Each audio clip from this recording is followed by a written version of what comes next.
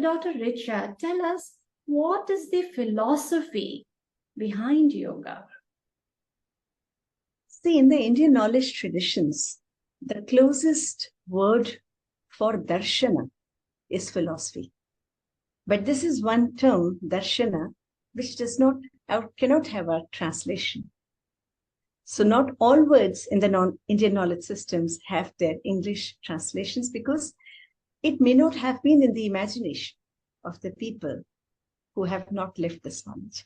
So we call it as darshana. Darshana basically means a way of life, a way of looking at things, a philosophical endeavor to understand that the suffering that humans have all over, it could be due to our physical body and mind, it could be due to other things outside us, it could be due to calamities. So all the sufferings that human beings have, our rishis who had this thought, they knew that the suffering of mankind can be broadly classified into these three categories: Adi Bhautik, Adhyatmik, and Adi Devik. And they thought that what can be the permanent solution which is certain? So if I have a disease, an illness of my body, or something to do with my mind, or a natural calamity, I can, of course, find a way out of it. But that may not be permanent, and that is not certain. So that is where the Samkhya philosophy, the Samkhya philosophers, and of course, father is Rishi Kapila. The thought was how to have permanent and certain solutions.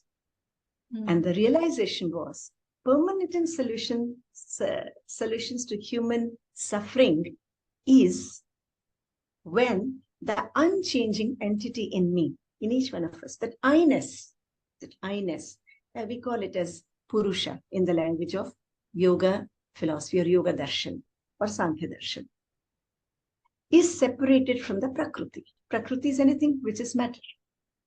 So my body is Prakriti because it is made up of the 5 Pancha Mahabhutas. The very fact that I'm aware of my mind, I know the contents of my mind, again, mind is also Prakriti.